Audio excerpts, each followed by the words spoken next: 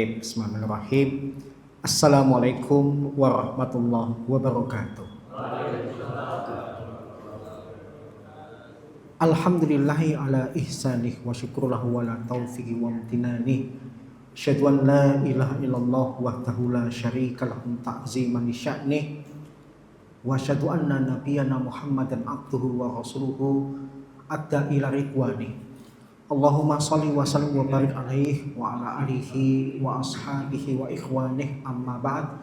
Allahumma la sahla ila ma ja'altahu sahla wa anta taj'alul hasna idza syi'ta sahla. Allahumma inni a'udzubika min qalbin la yakhsha wa min du'ain la yusma wa min nafsin la tashba wa min ilmin la yanfa. Allahumma inni a'udzubika min haulal arba'. Alhamdulillah, pada kesempatan malam hari ini Allah Subhanahu wa taala pertemukan kita kembali dalam keadaan sehat walafiat dalam rangka melaksanakan kewajiban kita kepada Allah, yaitu beribadah dan mensyukuri segala nikmat yang telah Allah berikan kepada kita semua. Bapak-bapak, ibu-ibu yang semoga dirahmati oleh Allah, kita lanjutkan kajian kita masih membahas tentang bahasan sholat. Setelah di pertemuan terakhir kita membahas tentang sunnah-sunnah sholat, yang membatalkan sholat dan yang tidak membatalkan sholat, kita masuk ke pembahasan berikutnya yang masih berkaitan dengan sholat, yaitu tentang al-adhan wal iqamah. Hari ini kita akan membahas tentang adhan dan iqamah. Kita bahas dulu yang pertama berkaitan dengan adzan. Apa sih pengertian adzan dan apa sih definisi dari adzan? Seperti biasa, kalau para ulama membahas istilah pasti dibahas dari dua sisi.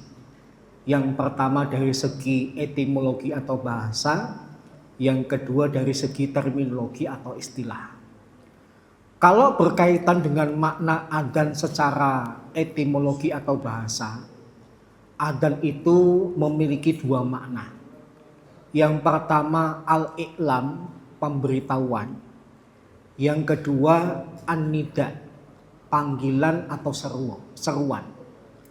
Terkait dengan makna adzan yang bermakna al-i'lam atau pengumuman, pemberitahuan, misalnya ketika Allah Subhanahu wa taala berkata dalam surah At-Taubah ayat yang ketiga, wa adzanu minallahi wa rasulihi ilan nasi yaumal hajjil akbari annallaha bari'um minal musyrikin wa rasuluh. Dan sebuah pengumuman dari Allah dan Rasulnya kepada umat manusia pada hari haji akbar, bahwasanya Allah dan Rasulnya berlepas diri dari orang-orang musyrik. Ini salah satu contoh makna adzan secara bahasa, yaitu al-i'lam, pemberitahuan atau pengumuman. Sedangkan adzan yang bermakna seruan atau panggilan, misalnya dalam surat Al-Hajj ayat ke-27 ketika Allah Subhanahu wa taala berkata, wa adzin finnasi bil hajji ya'tu karijalan wa ala kulli dhamir ya'tina min kulli fajjin amik. Dan serulah manusia untuk mengerjakan haji. Niscaya mereka akan datang kepadamu dengan berjalan kaki dan mengendarai onta yang kurus, yang mereka datang dari segenap penjuru yang jauh. Jadi inilah makna adzan secara bahasa. Yang pertama bermakna pengumuman, yang kedua bermakna panggilan. Adapun pengertian adzan secara terminologi atau istilah, para ulama mendefinisikan dengan definisi al-i'lam bi waqti sholatil mafruḍah bi alfadil ma'lumah maksurah ala sifatin makhsusah. Yang dimaksud dengan adzan oleh para fuqaha, para ahli fikih adalah pengumuman atas waktu sholat fardu dengan menggunakan lafal-lafal tertentu yang diwariskan serta dengan sifat-sifat tertentu. Di sini ada beberapa poin tentang pengertian adzan. Yang pertama, makna bahasanya masuk. Pengumuman, membuat orang supaya tahu.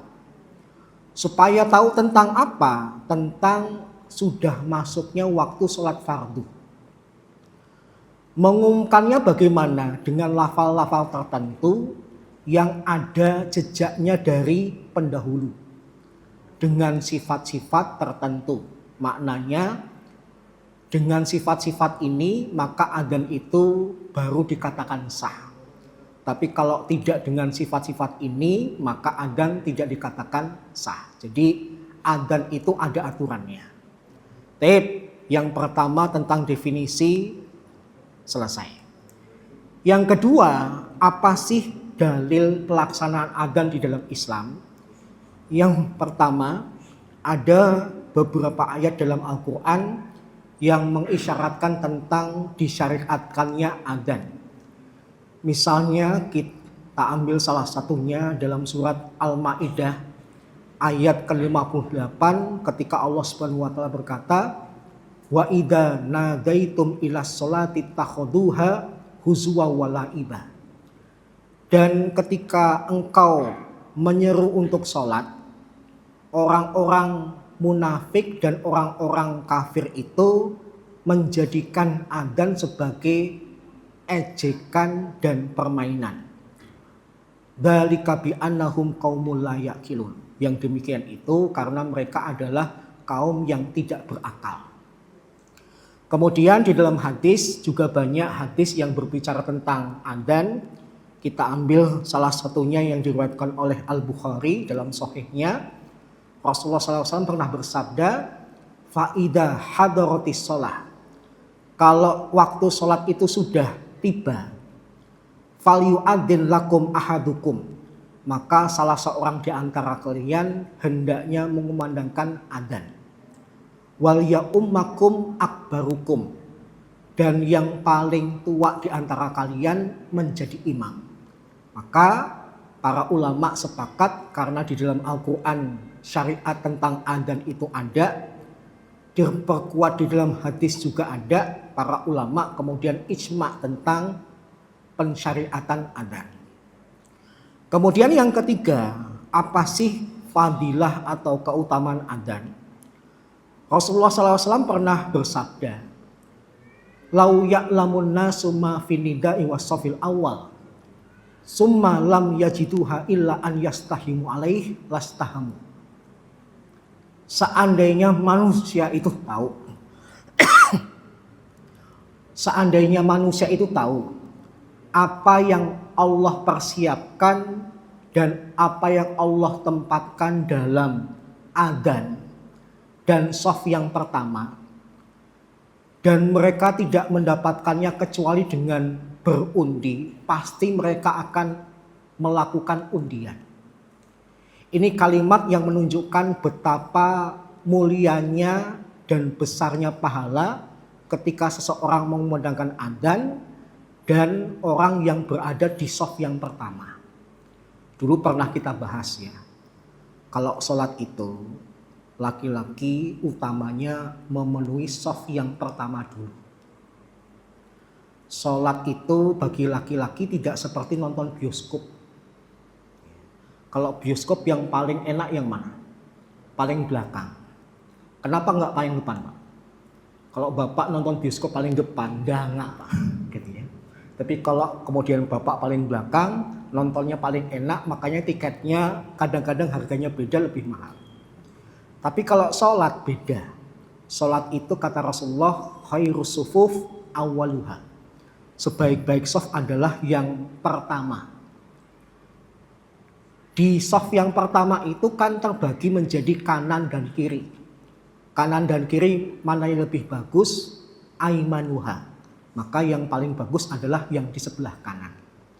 Maka yang utama bapak-bapak usahakan setiap kali menghadiri sholat berjamaah, shafnya di shaf yang pertama. Kemudian kalau misalnya yang di sebelah kanan masih longgar, kanan dulu. Tapi jangan kemudian semuanya pengen kanan, kirinya bolong. Ya jangan gitu ya. Bahkan kalau kita bahas lebih lanjut, Nabi itu memberikan petunjuk dalam mengisi shaf. Kalau imam itu sudah hadir, maka jadikan imam itu pertengahan kalian. Berarti kalau sudah imam itu hadir di tempatnya memimpin sholat, maka aturannya itu sebaiknya shaf diisi dari belakang imam dulu, baru kanan dan kirinya. Ij'alu imamakum ausatakum. Jadikanlah imam kalian itu pertengahan kalian. Jadi yang di tengah. Sehingga kurang tepat kalau kemudian ada jemaah tapi antara kanan dan kiri nggak imbang. Entah kanannya lebih banyak atau kirinya lebih banyak, itu tidak tepat. Tapi patokannya mengisi adalah dari tengah dulu. Sehingga kanan dan kiri menjadi ukuran yang seimbang. Di dalam hadis Nabi menggambarkan pahala yang besar ketika adzan dan pahala yang besar mendapati shaf yang pertama. Seandainya tidak bisa mereka ketemukan karena tempatnya terbatas dan harus diundi, niscaya orang yang tahu pahala besarnya pasti akan mengundi. Kemudian hadis yang kedua diriwayatkan oleh sahabat yang bernama Muawiyah radhiyallahu anhu. Rasulullah SAW pernah bersabda, atwalun nasi a'naqon yaumal qiyamah al-mu'adzzinun. Dalam riwayat yang lain lafalnya dibalik, al-mu'adzzinun atwalun nasi a'naqon yaumal qiyamah. Para muadzin itu adalah manusia yang paling panjang lehernya di hari kiamat. Saya pernah membaca keterangan Syekh Albani. Hadis ini bisa dimaknai seperti dohirnya. Orang-orang yang mengumandangkan adzan alias muadzin itu nanti di hari kiamat lehernya lebih panjang. Kenapa dipanjangkan oleh Allah? Menunjukkan mereka lebih utama daripada yang tidak adzan. Paham ya? Secara harfiah bisa jadi Mas Rangga nanti di hari kiamat lehernya lebih panjang daripada kita. Supaya apa? Biasanya kalau orang lebih tinggi itu kan lebih mengambil perhatian. Orang lebih tertarik melihatnya daripada yang pendek-pendek. Maka cara Allah memuliakan muadzin adalah lehernya dipanjangkan. Karena ada hadis ini, sempat para ulama membahas, imam sama muadzin itu lebih utama mana sih? Ada sebagian ulama yang mengatakan lebih afdal muadzin daripada imam. Imam jangan cemburu dulu ya, gitu ya. Ada isyarat sebagian ulama mengatakan muadzin lebih utama daripada imam. Kenapa? Diperkuat dengan perkataan Allah, wa man ahsanu qaulan mimman da'a ilallah. Dan siapakah yang lebih bagus perkataannya dibandingkan orang yang menyeru kepada Allah. Nah, salah satu seruan kepada Allah adalah adzan. Dan Allah mengatakan perkataannya paling bagus. Berarti sebagian ulama memahami muadzin lebih utama dari imam. Tetapi pendapat ini cuma diamini oleh segelintir ulama. Mayoritas ulama lebih mengatakan imam lebih utama daripada muadzin. Dalilnya apa? Karena Rasulullah dan al-khulafa ar-rasyidin ketika mereka hidup jadinya imam, bukan muadzin. Apakah kita berani mengatakan Bilal ketika Nabi masih hidup lebih utama Bilal daripada Rasulullah? Paham ya? Sehingga meskipun ada perbedaan muadzin sama imam lebih utama yang mana, lebih kuat pendapat yang mengatakan imam lebih utama dibandingkan muadzin. Lagi pula kalau kita pikir secara logika, tanggungan imam itu kan lebih berat. Adzan itu cuma beberapa saat, tapi kalau imam mimpin dari takbir sampai salam. Belum lagi dia nanti ketika membaca harus mengeluarkan hafalannya. Resiko terbesar jadi imam itu apa?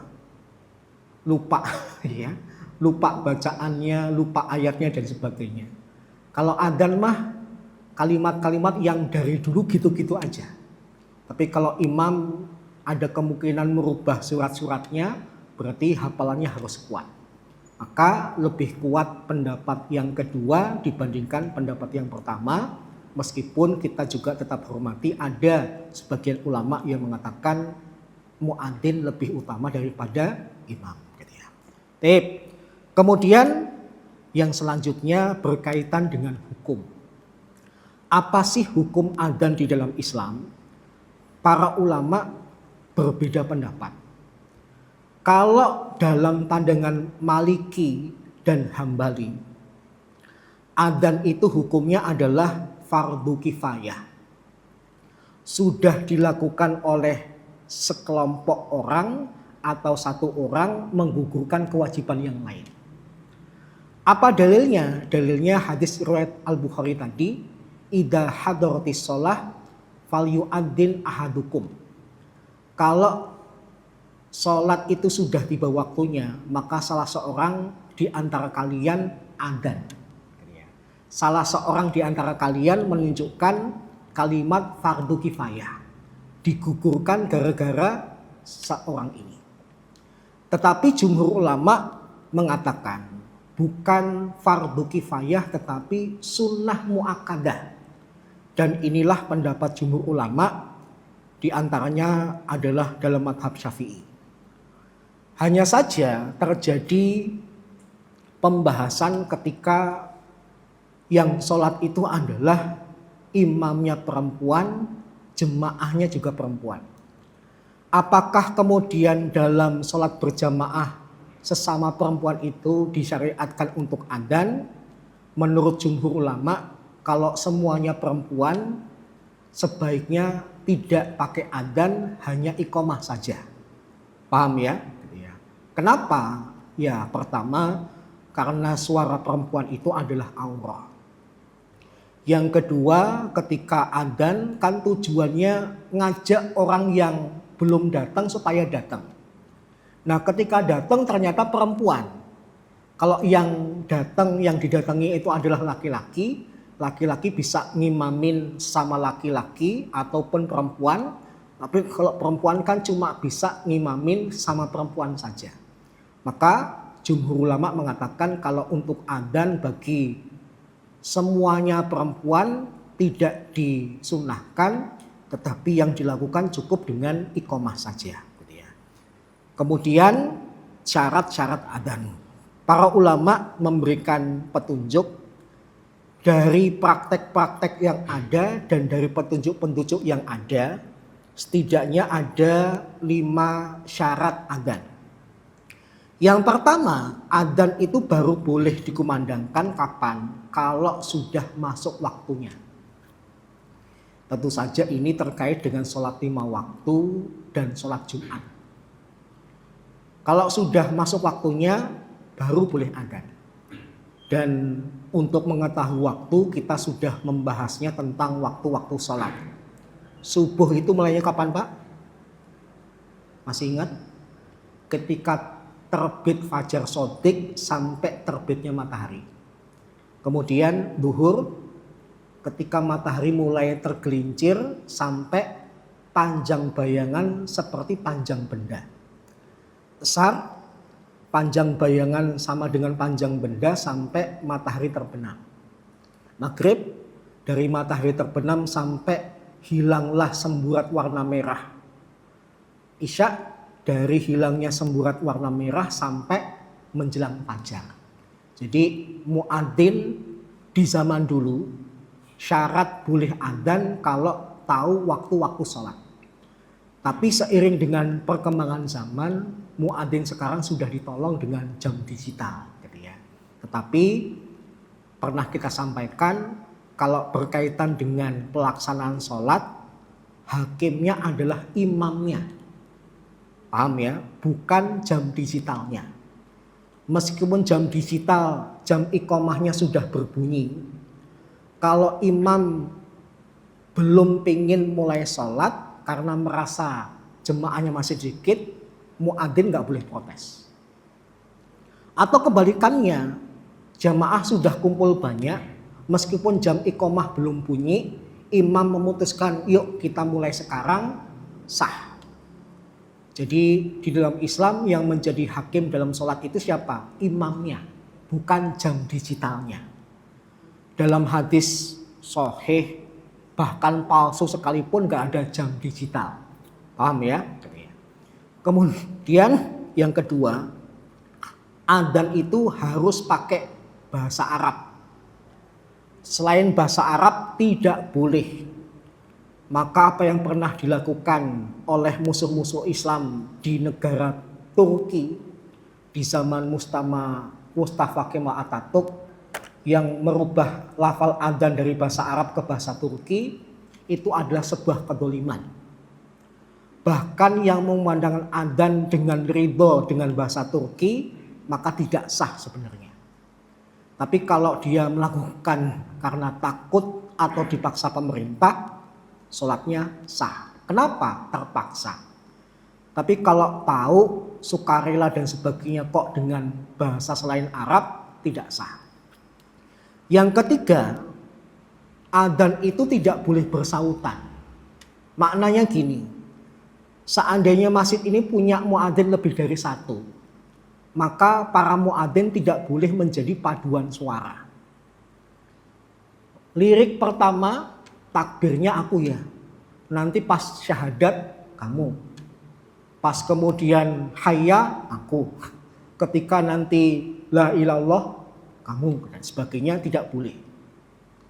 Diperselisihkan kalau kemudian punya muadzin banyak, adzan bareng. Nah itu diperselisihkan. Sebagian ulama mengatakan boleh karena di zaman Umar bin Abdul Aziz ada sebuah masjid yang punya 5 muadzin yang mereka adzan bareng. Mereka kemudian menjadikan dalil Umar bin Abdul Aziz diam saja. Tetapi ada juga yang tidak memperbolehkan. Kenapa? Sekali lagi karena riwayat-riwayat lebih kuat di zaman Nabi dan Al-Khulafa Rasyidin kalau ada muadzin tunggal. Paham ya? Kalaupun misalnya ada muadzin kedua dan seterusnya, itu adalah pengganti. Jika muadzin utama berhalangan atau karena di sistem jadwal. Hari ini sampai ini aku, hari berikutnya kamu. Nah itu urusan yang lain. Di Indonesia itu ada loh Pak, di Kudus. Di Kudus itu ada sebuah masjid besar, muadzinnya 7. Bapak-bapak kapan-kapan kalau ke Kudus silahkan datang ke masjid itu supaya membenarkan apa yang saya katakan. Ketika Jumatan 7-7-nya tampil, tapi tidak saut-sautan, bareng, bareng. Saya dulu ketika Jumatan di situ kaget, kok suaranya banyak ya, gitu ya. Nggak taunya ketika saya intip, nggak cuma 1 atau 2, 7, dengan ciri khas pakai sorban hijau dan sebagainya. Nah untuk yang berbarengan, para ulama khilaf. Ada yang mengatakan boleh, ada yang mengatakan tidak boleh. Kemudian syarat yang keempat berkaitan dengan sosok muadzinnya. Yang pertama dia muslim, yang kedua laki-laki, yang ketiga akil, yang keempat baligh. Muslim mutlak, tidak boleh diutak-atik. Berarti orang murtad, kafir, musyrik dan sebagainya tidak sah untuk adzan. Laki-laki, dulu tadi kita sudah membahas masalah adzan itu kalau untuk perempuan sebaiknya ditiadakan, tapi kalau untuk iqomahnya diperbolehkan. Kemudian akil, waras, yang keempat baligh. Seandainya kemudian muadzinnya belum baligh, dia masih kecil, maka anak kecil itu harus mumayyiz, mampu membedakan mana yang benar, mana yang salah. Saya memberi masukannya, kalau TPA memberikan kesempatan murid-muridnya untuk adzan, sebelum ditempelkan mic dites dulu. Jangan sampai dia melakukan kesalahan ketika sudah pakai mic. Kalau dengan dites tanpa mic dia lancar, dia bisa, diperbolehkan untuk adzan. Bagaimanapun saya termasuk orang yang mendukung regenerasi. Selain regenerasi, kita juga jaga-jaga. Kalau suatu saat mungkin yang dewasa-dewasa berhalangan ke masjid, yang ke masjid ternyata anak kecil, wah bahasa anak kecil muncul anak kecil. Iya. Maka anak kecil ini siap. Dan yang ketiga, kalau anak itu dididik sedini mungkin, maka memupuk kepercayaan diri dan semangat. Banyak kejadian dulu ketika adzan pertama kali grogi, suaranya jelek. Tapi karena dilatih bertahun-tahun jadi mahir dan suaranya bagus. Paham ya?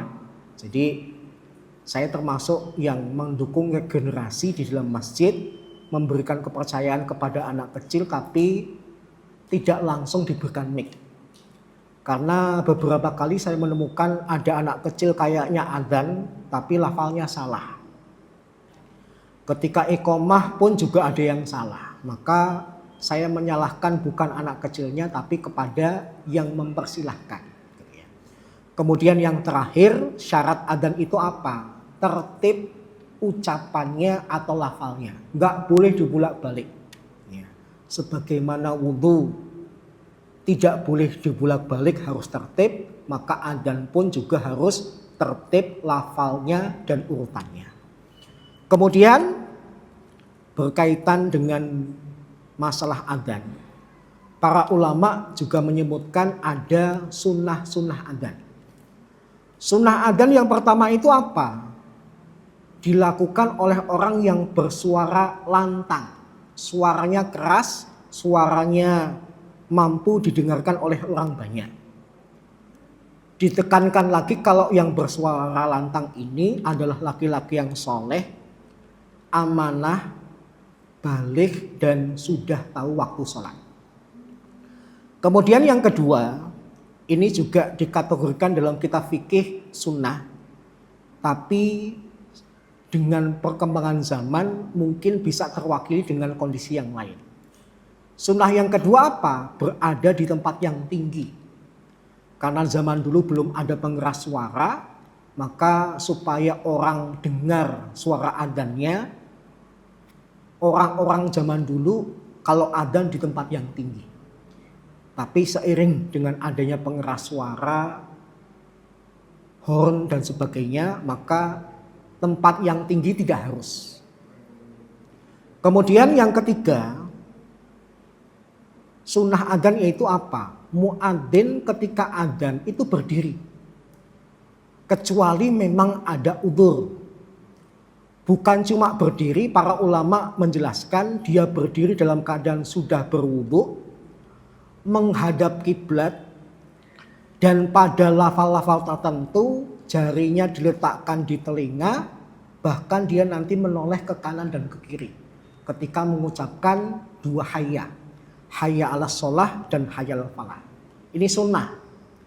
Sehingga kalau muadzinnya enggak nengok-nengok, tangannya tidak jarinya tidak dimasukkan ke telinga, tidak masalah. Kenapa? Sunnah.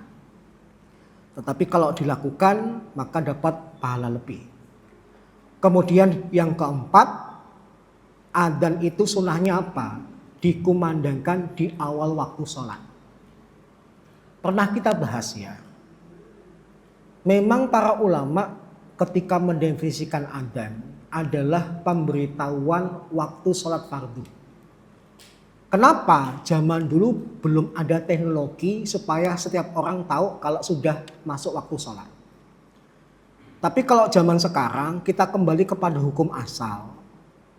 Waktu sholat itu adalah posisi matahari.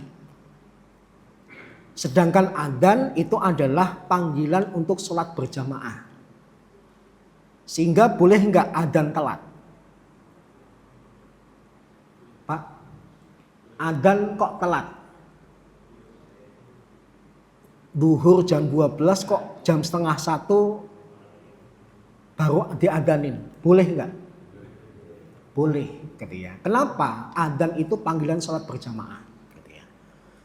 Baik, jadi itulah sunnah-sunnah adzan. Yang pertama suaranya lantang, yang kedua zaman dulu dilakukan di tempat yang tinggi, yang ketiga dilakukan dengan berdiri, dan yang keempat dilakukan di awal waktu sholat. Kemudian lafal adzan. Para ulama madhab berbeda sedikit tentang lafal adzan. Beda antara Imam Malik dengan Abu Hanifah, Syafi'i, dan Ahmad. Kalau Imam Malik itu perbedaannya dengan 3 ulama madhab yang lain cuma di kalimat pertama. Ciri khas adzan madhab Maliki itu adalah ketika takbir cuma 2 kali, Allahu Akbar, Allahu Akbar. Tapi kalau jumhur ulama, Allahu Akbarnya 4 kali. Setelah itu semuanya sama. Dari kalimat syahadat, 2 hayya, takbir lagi, kemudian la ilaha illallah, semuanya sama. Yang beda Imam Malik cuma 2 kali, jumhur ulama takbirnya 4 kali. Dan jangan menyalahkan atau meremehkan Imam Ahmad. Karena salah satu dasar Imam Ahmad berfatwa itu adalah diantaranya amalu ahlil Madinah. Perbuatannya penduduk Madinah. Madinah itu mana Pak? Kota Nabi berhijrah dan kota Nabi wafat. Imam Ahmad itu tidak akan berfatwa sampai ngelihat penduduk Madinah itu amalnya gimana dulu. Ya. Kalau ternyata penduduk Madinah adzannya takbirnya cuma 2 kali, maka Imam Malik kemudian dalam madhabnya menetapkan takbirnya cuma 2 kali. Paham ya? Meskipun dalam pandangan Abu Hanifah, Syafi'i, dan Ahmad 4 kali. Kemudian khusus dalam sholat subuh, Rasulullah SAW bersabda, fa in kana sholatu subuh qulta as-sholatu khairum minan naum, as-sholatu khairum minan naum. Jika engkau mengumandangkan adzan di waktu subuh, maka ditambahin lafal as-sholatu khairum minan naum, as-sholatu khairum minan naum. Diperselisihkan kalau kita mendengar muadzin mengucapkan as-sholatu khairum minan naum, jawabnya gimana? Kalau dari hasil karya ulama-ulama kita yang bermadhab Syafi'i, ketika muadzin mengumandangkan as-sholatu khairum minan naum, as-sholatu khairum minan naum, ada banyak buku yang mencantumkan jawabannya adalah shadaqta wa barota wa ana ala dzalika minasyahidin. Tetapi ada juga yang berpendapat itu bukan dari Nabi. Maka yang lebih tepat adalah seperti keumuman lafal Nabi, yaqulu mislam yaqulul muadzin. Ucapkanlah seperti yang diucapkan muadzin. Sehingga ketika muadzin mengucapkan as-sholatu khairum minan naum, as-sholatu khairum minan naum, jawaban kita ya semisalnya as-sholatu khairum minan naum, as-sholatu khairum minan naum. Sehingga ada 2 pendapat di antara para ulama. Yang pertama dengan lafal yang dibikin sendiri, yang lebih aman seperti perkataan Nabi mengucapkan seperti yang diucapkan muadzin. Kemudian para ulama menambahkan, selain adzan itu dikumandangkan ketika akan melaksanakan sholat fardu dan sholat Jum'ah, ada beberapa kondisi-kondisi lain di mana adzan itu boleh dikumandangkan bahkan disunahkan. Yang pertama, kapan bapak dan ibu boleh adzan di luar sholat 5 waktu dan sholat Jumat? Yang pertama ketika kelahiran bayi. Rawa Abu Rafiq meriwayatkan, ra'aitu Nabiya sallallahu alaihi wasallam adzana fi udhunil Hasan hina waladathu Fatimah. Aku pernah melihat Nabi mengumandangkan adzan di telinganya Hasan ketika Hasan dilahirkan oleh Fatimah. Sehingga ucapan adzan itu bisa di luar sholat, contohnya ketika bayi dilahirkan. Hikmahnya apa? Para ulama sepakat hikmahnya adalah agar kalimat pertama yang didengar oleh bayi adalah kalimat-kalimat mulia, di antaranya adalah kalimat adzan. Kemudian yang kedua, ketiga, keempat, dan kelima memang hadisnya masih dipersisihkan. Ada yang mengatakan hadisnya kuat, ada yang mengatakan tidak kuat. Tetapi saya sebutkan saja. Kondisi kedua, bapak ibu boleh adzan kapan? Ketika terjadi kebakaran. Ya. Jadi kalau ada kejadian kebakaran, disunahkan mengumandangkan adzan. Tapi logikanya, yang adzan jangan semua. Sebagian besar ngambil air, cuma sebagian yang adzan. Kalau semuanya adzan gimana Pak? Ya, insya Allah ya, lunas gitu ya, lunas gitu ya. Kemudian yang ketiga, kapan dikumandangkan adzan disunahkan? Ketika terjadi peperangan, supaya menambah semangat dan optimisme orang-orang yang berangkat perang. Kemudian yang keempat, kapan? Ketika kita mendapati orang yang kesurupan. Untuk ini para ulama berdalil, karena di dalam hadis itu ketika muadzin mengumandangkan adzan, setan itu lari terkentut-kentut. Berarti kalimat yang ditakuti oleh setan itu apa? Adzan. Nah, ada orang kesurupan jin. Maka kalimat yang ditakuti oleh jin itu apa? Kalimat adzan. Maka diadzani. Kemudian yang kelima, disunahkan juga untuk mengumandangkan adzan kapan? Ketika kita di belakang orang yang akan melakukan safar yang jauh. Nah, salah satu perkara yang kayaknya mulai hilang ketika ada orang walimatus safar ketika akan haji, yang datang banyak. Tapi ketika yang akan haji ini berangkat entah ke bandara, embarkasi dan sebagainya, kebanyakan orang sekarang mulai lupa untuk mengumandangkan adzan. Padahal salah satu kebiasaan orang-orang zaman dulu kalau mendapati orang akan pergi jauh, mereka mengumandangkan adzan di belakang orang yang akan safar gitu ya. Itu beberapa hal berkaitan dengan adzan. Sebenarnya saya ingin memberitahukan kepada Bapak dan Ibu model adzan Ahlul Mekah, Ahlul Madinah, dan Ahlul Kufah. Tapi ketika sebelum sholat maghrib tadi saya berpikir kalau nanti saya sampaikan, saya khawatirnya menimbulkan permasalahan. Karena nanti kalau kemudian Bapak Ibu tahu malah nanti dipraktekkan, yang belum tahu menganggap itu aneh, malah dianggap masjid ini nyeleneh.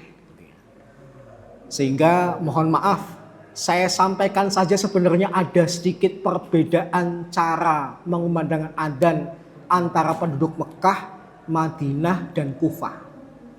Lafalnya nggak berbeda, caranya saja yang nanti mengumandangkan adzan yang agak beda.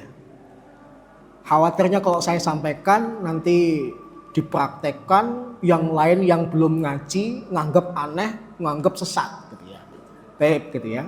Jadi belum tentu orang dikatakan sesat itu karena sesat, ya karena yang ngomong sesat belum tahu gitu ya. Bocorannya saja ya, bocorannya saja.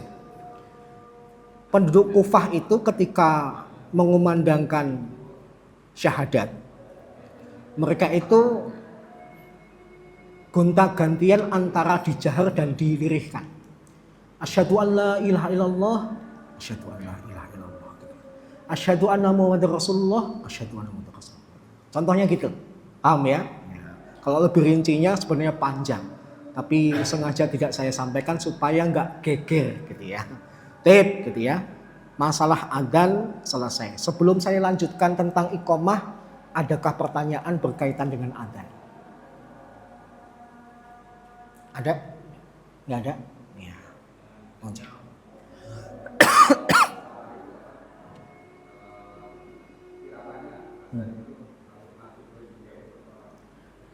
Adzan itu?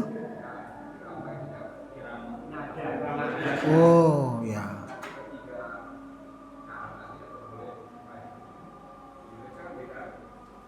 Kalau Ahlul Mekah, Ahlul Madinah, dan Ahlul Kufah itu tidak bicara tentang irama. tapi cara mengumandangkan adzan.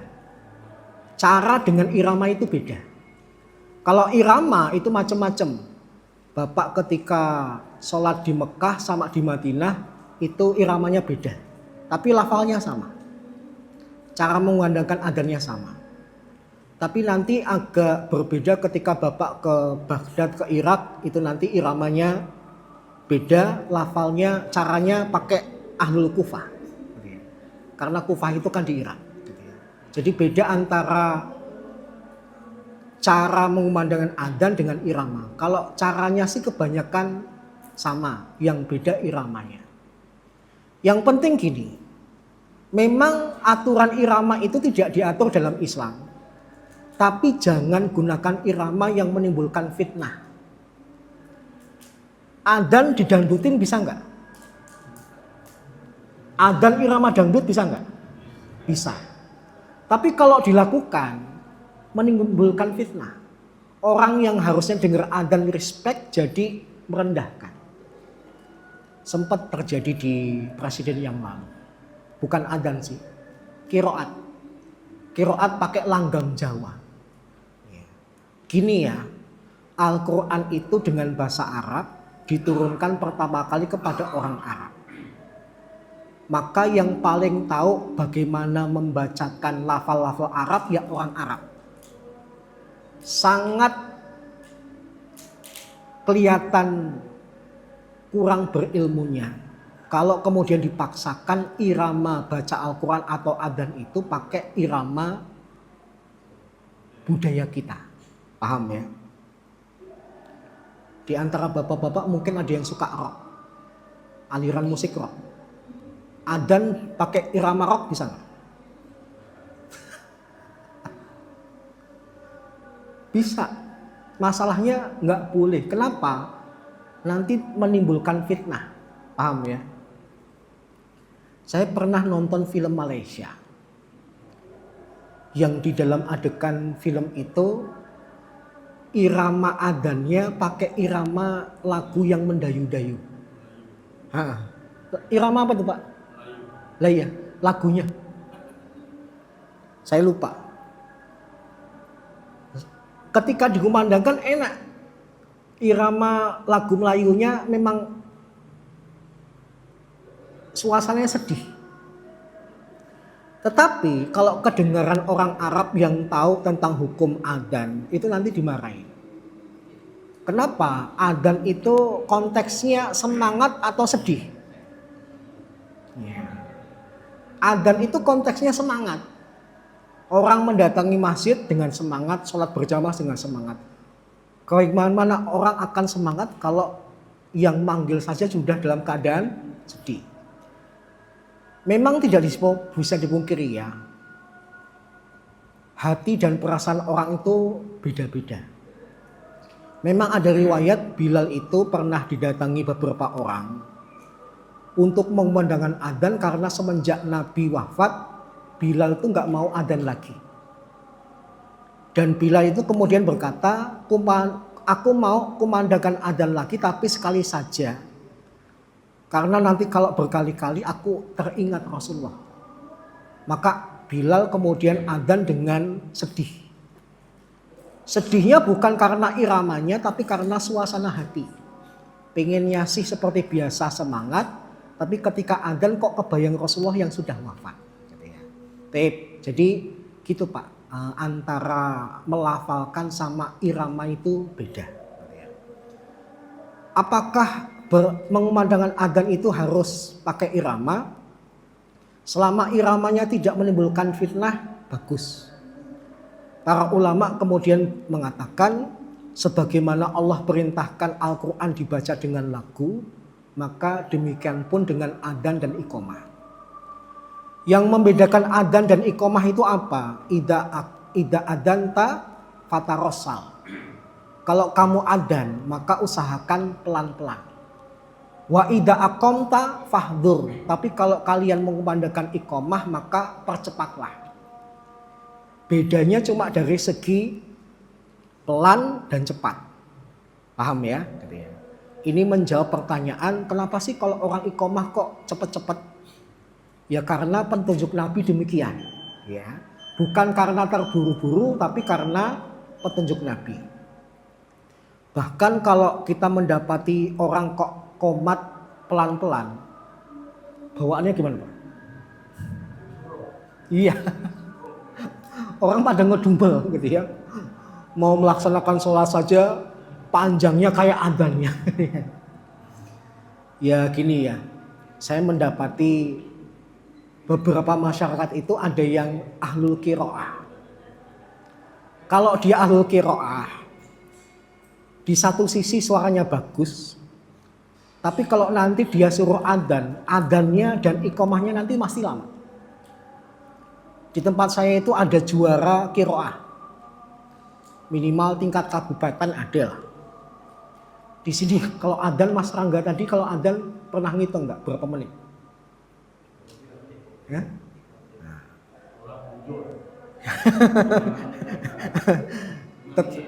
Tetangga saya itu kalau adzan bisa sampai 7 menit.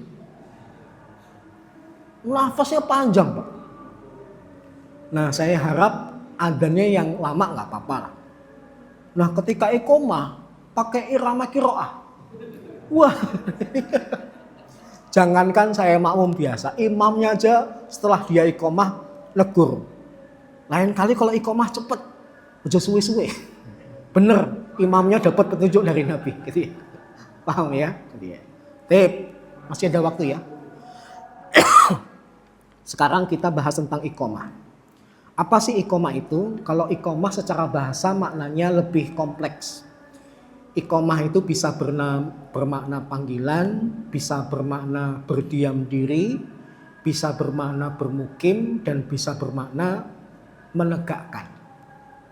Sedangkan menurut para fuqaha, iqomah itu apa? I'lamul hadirin al-muta'ahbin lis-shalah bil qiyam ilaiha bi alfadin makhsusah wa sifatin makhsusah.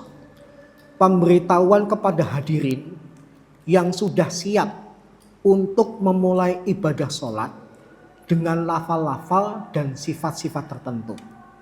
Jadi kalau adzan identik memberitahu waktu sholat sudah tiba, tapi kalau iqomah itu malah memberitahu kepada orang-orang yang sudah hadir dan siap bahwasanya sholat segera dimulai. Kemudian para ulama berbeda pendapat tentang hukum iqomah. Kalau jumhur ulama mengatakan hukum iqomah itu sunnah muakkadah. Hanya Imam Ahmad bin Hambal yang mengatakan hukumnya fardu kifayah. Kenapa Imam Ahmad mengatakan iqomah itu fardu kifayah? Ya karena beliau memandang iqomah ini adalah syiar. Yang syiar itu seperti hukum dakwah secara masif dilakukan oleh sebagian orang menggugurkan kewajiban yang lain. Tapi ini bukan permasalahan yang pelik. Apakah mau dikatakan sunnah muakkadah atau fardu kifayah? Yang penting kalau ada kesempatan untuk iqomah, laksanakan iqomah. Kemudian lafal iqomah langsung. Rasulullah SAW pernah memerintahkan kepada Bilal, Umiro Bilalun, Bilal diperintahkan an yashfa'al adan wa yutirul iqomah, agar adannya digenapkan dan iqomahnya diganjilkan. Maka kalau kita perhatikan lafal iqomah itu kan menyederhanakan lafal-lafal adan. Yang di adan 2 kali, maka yang di iqomah nanti 1 kali. Berdasarkan perintah Rasulullah kepada Bilal. Kemudian yang kedua, inna makanal adan ala ahdi Rasulullah SAW marratain wal iqamah marrah. Hadis yang kedua memperkuat bahwasanya lafal adan di zaman Nabi itu adalah 2 kali, sedangkan lafal iqamah sekali. Kemudian terkait dengan masalah praktek dari 4 mazhab mengumandangkan iqamah, memang perbedaannya cukup kompleks. Kalau dalam madhab jumhur kecuali madhab Hanafi, iqamah lafal pertamanya adalah Allahu Akbar, Allahu Akbar. Tapi kalau dalam madhab Hanafi seperti adzan, lafal takbirnya 4 kali Allahu Akbar, Allahu Akbar, Allahu Akbar, Allahu Akbar. Kemudian ketika kalimat asyhadu an la ilaha illallah wa asyhadu anna muhammadar rasulullah, Malikiyah, Syafi'iyah, Hanabilah sekali. Kalau Hanafiyah 2 kali. Hayyalas shalah, hayyal falah, 3 madhab selain Hambali 1 kali. Tapi kalau Hambali 2 kali. Qad qamati shalah, qad qamati shalah, Hanafiyah, Syafi'iyah, dan Hanabilah 2 kali. Tapi kalau Malikiyah sekali. Kemudian Allahu Akbar, Allahu Akbar, para ulama sepakat. La ilaha illallah, para ulama sepakat. Yang lucu itu ada sebuah masjid di Kodran yang ketika mendapati perintah Nabi kepada Bilal, kalau kamu adzan digenapkan, kalau iqamah diganjilkan, dia kemudian mencampur adukan adzan Syafi'iyah dengan Malikiyah. Saya ketika menegur malah ditegur dengan hadis tadi. Loh, bukannya Ustadz tahu kalau adzan itu 2 kali, iqamah 1 kali. Saya kemudian mengatakan saya tahu. Tapi kalau adzan model seperti antum tadi dan iqamahnya seperti antum tadi, saya malah baru tahu. Kalau Syafi'iyah seperti pada umumnya adzan. Tapi kalau iqamah Syafi'iyah juga qad qamati shalah, qad qamati shalah, kemudian Allahu Akbar, Allahu Akbar. Nah di Kodran itu setelah qad qamati shalah, qad qamati shalah, Allahu Akbarnya 1 kali. Allahu Akbar, la ilaha illallah. Nah itu mencampur adukan antara adzan Syafi'iyah dengan Malikiyah. Sehingga kemudian saya mengatakan udah deh kalau adzan dan iqamah seperti biasanya saja, daripada muncul hal yang baru ternyata antum nggak punya ilmunya. Kecuali kalau kemudian antum punya ilmunya, masyarakat diberitahu dulu sehingga masyarakat tidak kaget. Kemudian syarat sah iqamah. Sama seperti syarat sah adzan, muslim, laki-laki, balik, berakal, suci dari hadas. Terkait dengan masalah suci dari hadas, memang tidak dimasukkan dalam adzan. Sehingga di masyarakat ada belum wudhu adzan. Tapi kebangetan kalau iqamah kok belum wudhu. Orang-orang sudah berdiri mau melaksanakan sholat, dia baru wudhu, itu aneh. Tapi kalau adzan memang tidak dimasukkan, seakan-akan membuka peluang kamu belum wudhu boleh adzan. Tapi ya kita tidak cukup dengan fikih ya. Kita kadang-kadang juga perlu memasukkan adab. Masa sih ini panggilan untuk sholat yang itu identik dengan berwudhu, dan apa susahnya kamu berwudhu dulu baru adzan, kok tidak dilaksanakan? Tapi saya pernah mendapati ketika masih kecil, masjid di tempat saya itu muadzinnya kalau adzan jangankan berwudhu, Pak. Pakai sarung aja belum. Pakai celana pendek. Bahkan beberapa kali saya menemukan, sehingga saya sebel sholat di masjid itu, tangan kiri rokok menyala. Udah pakai celana pendek, tangan kiri megang rokok, nggak wudhu lagi. Yang bikin orang sebel ke masjid itu kadang-kadang pemandangan seperti ini. Gimana saya bisa senang dengan masjid ini kalau pemandangan muadzinnya saja udah enek. Paham ya? Apa sih susahnya kamu ngerokok nanti habis adzan? Apa sih susahnya wudhu dulu kemudian adzan? Saya ketika kecil udah sebel banget. Kemudian saya ceritakan ibu saya, Bu, muadzinnya tadi pakai celana pendek, nggak wudhu, tangan kiri megang rokok lagi. Ibu saya makin memprovokasi, udah jangan sholat di masjid itu. Wah, cocok. Gitu ya. Ya. Baik. Kemudian sunnah iqomah. Sunnah iqomah apa? Tadi, kalau adzan pelan-pelan, tapi kalau iqomah dipercepat. Yang kedua, berdiri dan menghadap kiblat kecuali ada udzur, sedang sakit, atau posisi mic-nya ternyata tidak dihadapkan ke adzan, susah untuk menghadap ke kiblat dan sebagainya. Yang ketiga, terjadi pembahasan antara yang adzan sama yang iqomah itu, apakah harus orang yang sama? Para ulama beda pendapat. Apakah tadi Mas Rangga kalau adzan berarti yang iqomah juga harus Mas Rangga, atau boleh Mas Rangga yang adzan, yang iqomah orang yang lain? Ada dua dasar. Yang pertama, yang mengharuskan orang yang sama, ada dalilnya, hadis riwayat Ibnu Majah. Suatu ketika Bilal itu pergi karena ada urusan dari Nabi. Sehingga yang adzan itu adalah Al-Haris As-Sudai. Kemudian ketika urusan sudah selesai, Bilal itu pengennya qomat. Tapi Rasulullah kemudian mengatakan, akho sudah, saudara kita sudah, tadi sudah mengumandangkan adzan. Maka dia lebih berhak untuk mengumandangkan iqomah. Hadis riwayat Ibnu Majah mengisyaratkan berarti yang adzan juga yang iqomah. Yang kedua, ada dalil juga tentang sejarah adzan. Adzan itu ternyata hasil dari mimpi seorang sahabat yang bernama Abdullah bin Zaid bin Abdi Rabbihi. Dia mimpi melihat laki-laki pakai baju hijau ngelilingin dia sambil mengucapkan kalimat adzan. Besoknya ketemu Nabi, diceritakan mimpinya. Rasulullah kagum dengan mimpinya tersebut, kemudian Rasulullah perintahkan ajarkan kepada Bilal supaya dikumandangkan adzan. Maka Bilal kemudian adzan. Kemudian Nabi ketika memerintahkan iqomah, Abdullah bin Zaid bin Abdi Rabbihi protes.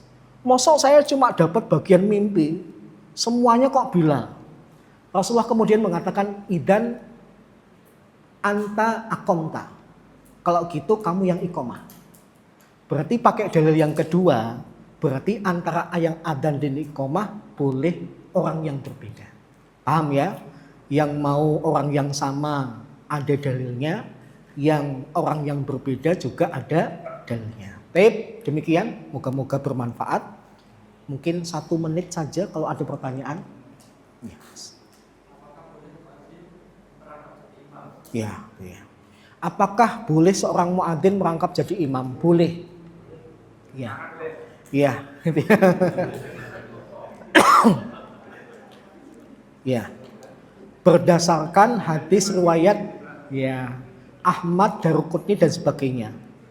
Jadi cerita tentang Allah Subhanahu wa taala kagum kepada seorang pengembala kambing di atas gunung. Yang dia kemudian sholat sendiri, tapi adzan sendiri, iqomah sendiri, sholat sendiri. Kemudian Allah mengatakan kepada malaikat tentang kagumannya dengan berkata, undur ila abdi hadza. Lihatlah kepada hambaku ini. Yu'adzin wa yuqimus shalah yakhafu minni. Dia adzan dan iqomah karena takut kepadaku. Qad ghafartu li abdi wa adkhaltul jannah. Aku sudah ampuni hambaku ini dan aku akan masukkan dia ke dalam surga. Hadis ini kemudian dijadikan dalil oleh para ulama, boleh dia yang adzan, dia yang iqomah, dia yang jadi imam. Kalau tidak memungkinkan, ada orang yang lain untuk adzan dan iqomah. Misalnya ya, yang adzan dan iqomah itu apa namanya? Pelupa, bahasa Jawanya apa? Pikun. Karena sudah sepuh, ada seorang simbah pengen adzan. Tapi pikunnya luar biasa. Apa yang baru dia ucapkan lupa, diucapkan lagi. Udah Allahu Akbar 4 kali, masih Allahu Akbar, adzannya nggak selesai-selesai. Maka mbahnya ini disuruh mundur saja. Kalau yang mampu ternyata imamnya, ya imamnya adzan. Nanti yang iqomah juga dia, yang jadi imam juga dia.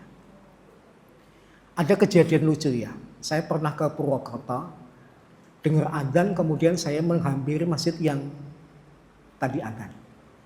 Yang adzan itu Mbah Kakung. Kemudian ketika Beberapa saat dia berdiri, ternyata yang di masjid cuma dia sama saya. Mbah Kakung sama saya. Kemudian ternyata dia juga yang iqomah. Saya kemudian celingak-cinguk, imamnya belum ada kok iqomah. Ternyata setelah iqomah, dia maju ke imaman. Komplit. Dia tidak mempercayakan saya untuk iqomah. Akhirnya beliau jadi imam, saya makmum. Makmumnya cuma satu. Tapi beliau maju, nggak sejajar dengan saya. Setelah beliau maju kemudian menghadap kepada saya, sempat-sempatnya bilang, sofis yang lurus, kenceng. Saya kemudian wah mbahnya ini membayangkan punya jemaah yang banyak. Ya karena di debat malah saya nanti durhaka, saya kemudian nggih mbah gitu. Demikian ya, moga-moga bermanfaat, kurang lebihnya mohon dimaafkan. Insya Allah masih ada sedikit pembahasan waktu iqamah dan kita lanjutkan bahasan berikutnya di pertemuan berikutnya. Kita tutup dengan doa kafaratul majelis. Alhamdulillah subhanakallahumma wa bihamdika asyhadu an la ilaha illa anta astaghfiruka wa atubu ilaik. Assalamualaikum warahmatullahi wabarakatuh.